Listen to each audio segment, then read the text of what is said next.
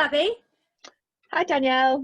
Are we talking about technology today and how to help tutors who are starting out online? Because obviously there's been a rise in online tuition lately with the COVID-19. We certainly are, and there are just a few things that you need in order to get started. So we've got bit paper. I have, and this is absolutely indispensable to me. I use it in all my lessons because I need to be able to write freely on the screen, and so do my pupils. Especially in maths. I mean, I went a long time without using bit paper, but I've started to use it now for maths. And with another piece of equipment that we're going to discuss in a moment, it's brilliant. But yes, I mean, now you have to, if you want lots of pages, you have to, lots of papers they're called, aren't they? You have to buy a subscription, but it's not that expensive, I don't think. You do, and how much you pay is totally up to how you want to run your sessions. So if you want all your video calls within bit paper, it's going to cost you a lot more money. But if you just want to get some papers in bit paper and you're happy to do a video call in Zoom, which is what a lot of tutors do, then you're looking at a very low monthly expense for it. It's worth it in the end, isn't it? Because each child can have their own papers, can't they? And you can save them, and you can always go back to them, and they can access them as well. So, and you can collaborate during the lesson. So it's really good. They do, and I tend to use one paper for about a month at least with each child, and then when it's getting up to 70, 80, 90 pages, then we switch to a new one. So it's like having an exercise book for each person. It's good, isn't it? And they can see all of their notes and refer back to them. And then we've got, obviously, what we're on now, Zoom. I mean, that's been a lifesaver. I don't know about you, but I absolutely love it. And also to have group tuition as well and group meetings. It's been amazing. And also, I love the screen share facility. I don't think I could tutor effectively without it. Yeah, I mean, I don't think I won't be using screen share as much as you do, but I've got a few younger pupils now and I am using screen share more. So yesterday I was helping someone learn how to tell the time with an analog clock. So I got up a really nice clock on the screen and then we annotated over the top of it. It's just really helpful to be able to bring anything at all on your computer onto the screen and still keep it interactive. Good, because what we didn't say about bit paper is that you can also tutor, you can also do calls, can't you? So you were doing that for a bit, weren't you, with the maths, and it worked really well. But it's good to dip into Zoom as well, which you're doing as well. And then we've got, you're an expert at this, Canva. I love Canva. So when you go in Canva, I mean, I guess as a tutor doing your very first online lessons, you probably wouldn't need to bother doing some design. But Canva is fantastic for just if you want to put together some flyers, a background. So the background that I've got behind me, this is not what my room looks like. If I turned the background off today, you would see a green screen behind me. And if I move the green screen, you would just see my study as it normally looks. I went in Canva about 2 minutes before I went on the call this morning and just put this background together behind me. So this is not my room. It looks nice, it looks clean and bright and, you know, not distracting or cluttered. And I just thought it'd be really nice if I added my logo on it in a little banner. So that's what I did. I absolutely love it. I'm going to be copying. I think that's a brilliant idea because as you can see behind me, I love the virtual room idea, but also to put your logo on as well is a brilliant idea. So I mean, I'm getting to know Canva more and more. I've created a few things here and there on it. But yesterday you were brilliant. You taught me how to make your square logo circular. So I really appreciate that. So I'm learning things bit by bit with your help, Abi. I do my teaching in the room where the PlayStation is. So it's not like it's going to be needed by two people at the same time. So I'm just using this for now. And it is really good. So I can hear things really clearly. It's got really good sound quality. I think one of the most distracting things when you start tutoring is if both people are just using the speakers on the computer, because then you get a lot of echo and you'll find that you hear your own voice coming out of their computer about 2 or 3 seconds after you've said things. And that just sounds really confusing and off-putting. And then the sound quality is often very poor. Now, we can't control what sound quality our students have, but we can control what we're putting out there. So the clearer it can sound, the better. I mean, and I've actually need to hear us. They do. I've got myself an external microphone as well, which I'm not using today. But I just got that. So I had options of getting really nice, clear voice. I can see you've got an external microphone you are using. Yes, so I've got this one. So I've got the Fussman, and I've got a condenser microphone. I did a little bit of research before I bought it, because apparently you can get a dynamic microphone or condenser microphone, and also there's something called a ribbon microphone as well. But I had a look. I looked on some YouTube videos. As you can see, mine's currently unavailable now, because obviously there must have been a mad rush of buying recently, because of obviously everyone's online at the moment. So, but it's really good, you know. There is a microphone I really want to get, but apparently the quality of this one is quite good, and we know this one, don't we, Abby? We know that we do. I think it's the one you want to get. It's this one. Oh my gosh, have you got one? I can't believe it. I didn't know that you bought one. Oh, I thought I told you. So I've got it. Well, I managed to get one where I put in, they told me when it was coming back in stock, and I managed to get one. So I've got one, and a nice little thing I can do with it is I can plug in just an ordinary set of like phone headphones into the base of it, so that I can still hear pupils in my ear, but I'm using this, because obviously you don't want a sound coming out of speakers which will then be picked up by the microphone. However, I just need to do a bit of shuffling about what is plugged into the various USB ports on this computer before I start using it. So of course we're talking about the Yeti, the midnight blue one. That's the one you've got, and yes. I really, that's something I'm going to maybe get. So I've got the Yeti Nano. I mean, those Yeti prices Nano you found up there are the US prices. US prices, yeah. When I looked on Amazon UK, some of the large Yetis were only like £10 to £20 more than the Nanos. It totally depended on the colour. For some bizarre reason, the different colours cost different prices. But I liked the blue and it was coming back into stock. Well, I tell you what, how are you finding it? I've only really used the Yeti for a bit of playing around and testing at home, but so far it's really, really clear, and I really like the quality of it. Brilliant.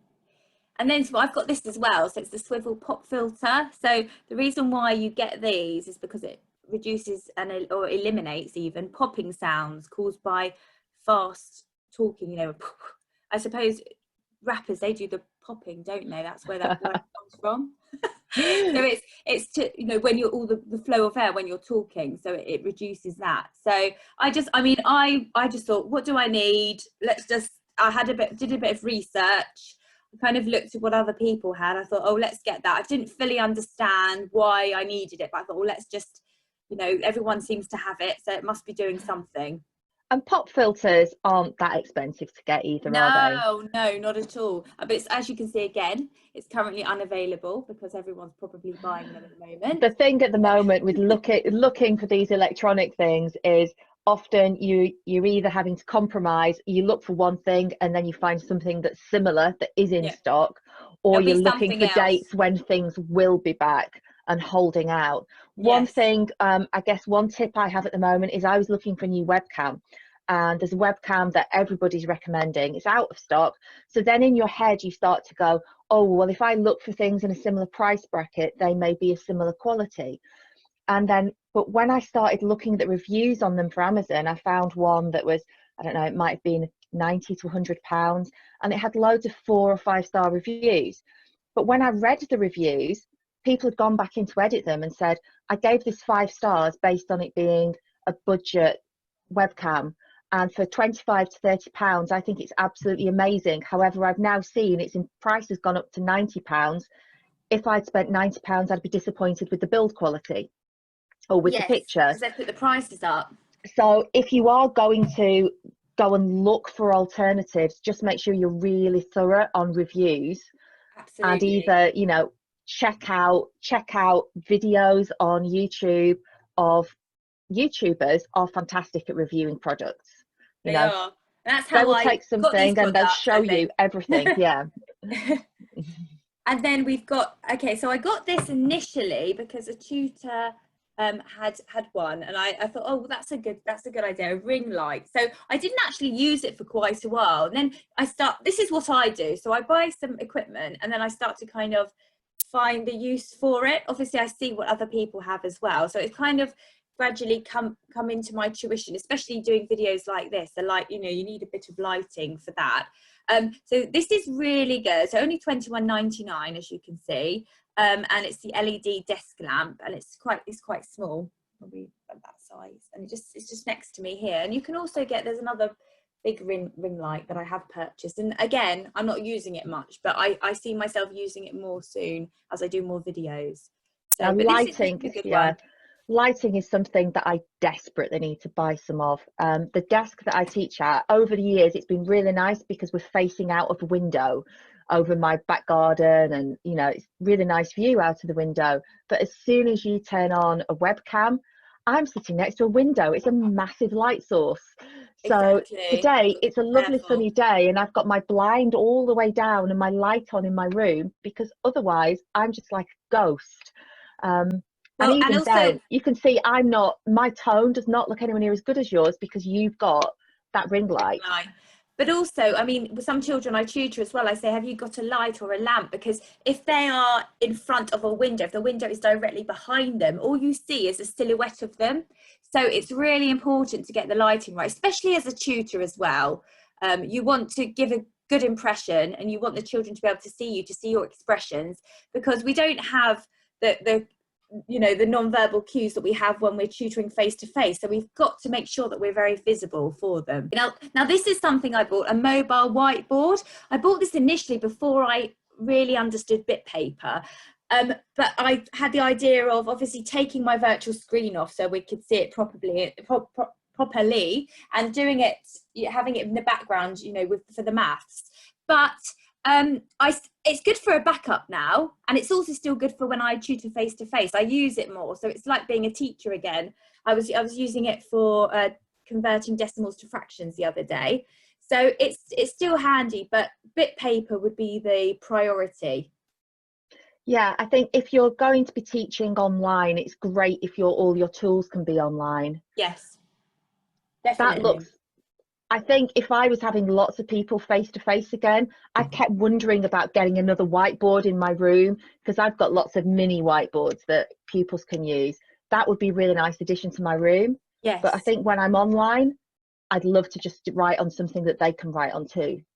Definitely. And this one's a wheelie one. I actually bought two. First of all, I bought one, it didn't have the wheels, and I was like scraping it to me. So now it's just a board for home, the schedule for the day for the children, my children.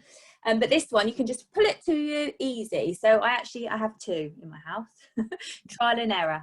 And then there's obviously, I bought this recently. Now this isn't the one I actually want. And it was 3332. I haven't actually used it yet. I'm just using my computer camera at the moment, but I'm gonna see, because obviously the one I want, which is this one, is out of stock, most wanted, and it's out of stock at the moment. So, and that's the one I want. I paid for one of these a month ago, and then this week I finally cancelled my order, because I was like, do you know what, it might never come back into stock. So it might take ages. I think it's a 2012 model, so they haven't actually updated it for 8 years. Really? Yet it's still the one that everyone says is the best. So I'm kind of holding off a little bit now and wondering, when there's all this huge demand in, are they going to take that as an opportunity to update it and come out with a slightly more modern version? I don't know. Sometimes the more modern versions aren't as good though, are they? Sometimes. I mean, one thing I'm doing, again, I haven't got it switched on today, but when I'm on my laptop, I've got an app where I can use my phone as the webcam. And that's really good. That gets really, really good picture quality, but I've not linked that up with this computer. So there's options, and I'm seeing linking my phone up as a temporary of, I'll do this until I get the webcam that I really, really want. Until it's available. So I'm going to try this. I'll let you know how it goes. I haven't, but because my computer camera is quite good quality, I mean, I didn't really need to buy this, but I just thought, you know what, like you said, how long is it going to be until we actually get what we want? So this is the one that I'm going to experiment with. So I've I've used it just with my daughter to record like a little video for her school that she needed to do, and I couldn't get the lighting right. But I'm sure I just need to position it in the correct place. I need to have a go and test the waters with it. So this is something that new tutors don't need, but it's something to bear in mind, because lots of tutors, and especially people who make videos like this, they usually have about 3 lights. They even sometimes have lights on their bookcase, like little lights shining behind an object, just to give, you know, the little boxes of the bookcase to illuminate them a little bit. And I've spotted some people as well have those like big photography box lights set up in their room as well. You know, the ones with like the big soft covers. Yes, I've kept looking. Yeah. I've kept putting them in my Amazon basket and then taking them out again and saving for later. Yeah, it's something you're not ready for yet, but you will get probably eventually. You've got to consider what space you have in the room, because the room that I teach in was set up perfectly for face-to-face, and then as I keep adding technology, I have to think, where's that going to go? Yeah, exactly. I mean, I've got a small house anyway, so my rooms are multi-purpose all the time. I'm moving things around all the time. So you're right. They seem quite substantial, don't they? So maybe in the future for me. And this, Abby, I mean, I've got to give you credit for this. Lifesaver is this one. Okay, so I had a Wacom. We all have our opinions about the graphics pads. I wasn't impressed with the Wacom, I have to say. So I didn't use it because I used to write, and the writer used to go over there. But you recommended this one to me, and it's been amazing. It's been a lifesaver. Yeah, so if you're going to tutor anything at all where you need to be able to handwrite on the screen, you absolutely need a graphics tablet. There's so many graphics tablets out there, and you could end up spending hundreds on them. Wacom is really well respected, highly recommended, but if you spend £50 on a Wacom, you get quite a small tablet. And if you're writing on something all day, then the size of that is just too small. Whereas this one, you can see on the screen there, it's £68, and it is the same width as my computer. It is massive. I can rest my hand on it. I use it every single lesson I've ever taught online. It's amazing. With bit paper, so you collaborate, so that you're writing, the student's writing on the same screen. You can both see because of a web link. So I mean, it's changed tutoring, hasn't it? Especially maths tuition, I think. It has, and the same brand. There are much smaller versions available of the same brand, which I wouldn't use myself as a tutor, but which I recommend for my pupils. So if they want to be able to freely handwrite, you can get some really small ones, which are great for kids because they're only using it 1 hour a week. And they're small. And they're some small. of them are smaller than others. No, exactly, the younger ones especially would appreciate. Not all mine are small. I've got some that are 6 foot tall.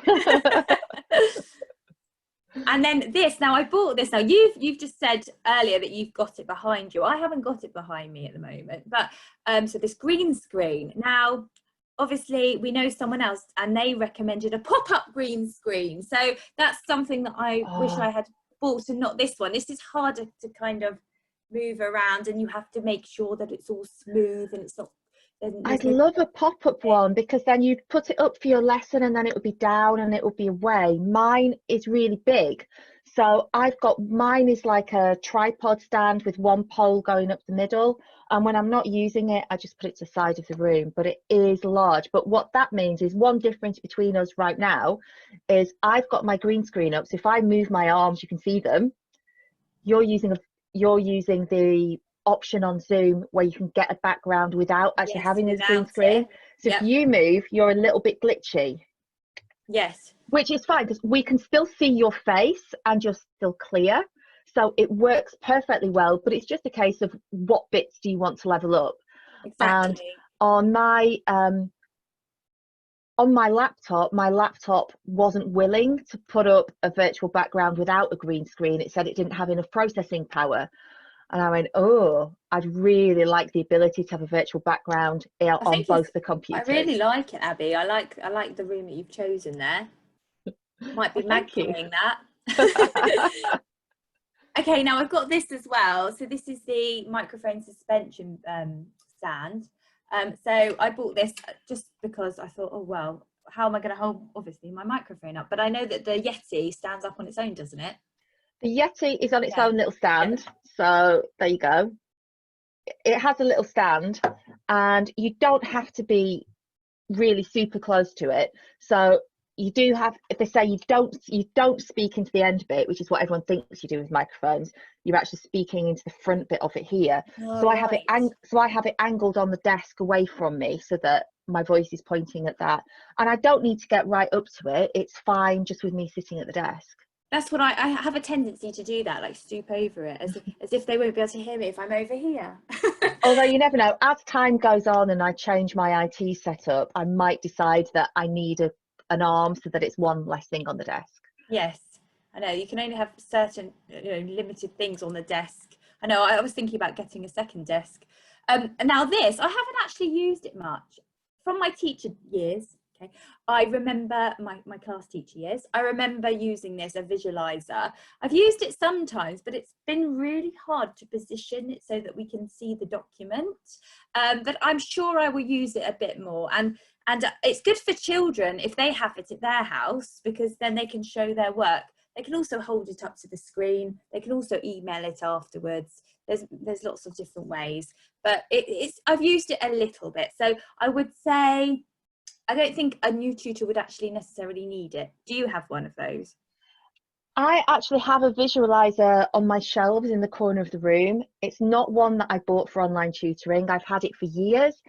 I did wonder about digging it out a few weeks ago, and it never quite happened. I have been known to just grab my phone, take a photo of my exercise book, and then send that photo to my computer. Because when you're in bit paper, anything you can get on your computer, you can import to the screen. Easy. I have used it a little bit. I've dipped into it, but it's not necessary. It's not an urgent piece of equipment. I guess it depends. I guess it depends how you teach, doesn't it? Different people have different styles, and I know some people do use that quite a lot. And I do love my PowerPoint presentations as well for the children. So it's a bit like bit paper, I suppose. They all have their own PowerPoints with all their work on. I do like a good PowerPoint, so that's something I use personally. So do you have any other equipment that you use that we haven't spoken about? I'll just show you one thing quickly. So I did mention that I sometimes have my phone used as a camera. So if I'm using my phone, the last thing you want to be doing is balancing your phone somewhere, and you want it at a reasonable height. So I've got a little tripod for my phone. Oh, what's a good idea? It's a cute little thing, and you can bend all the legs, so you can really be very adjustable with height, and that turns around and change the angle. So I mean, it was just quite cheap, but that's been so helpful. Yes, I think if you're wondering about going online and just want to get online straight away, all you really need is to make sure that you've got a webcam, a headset, and probably a graphics tablet, and know what software you're going to use. Yes, and the software. That's it, really. You don't have to overcomplicate things like me.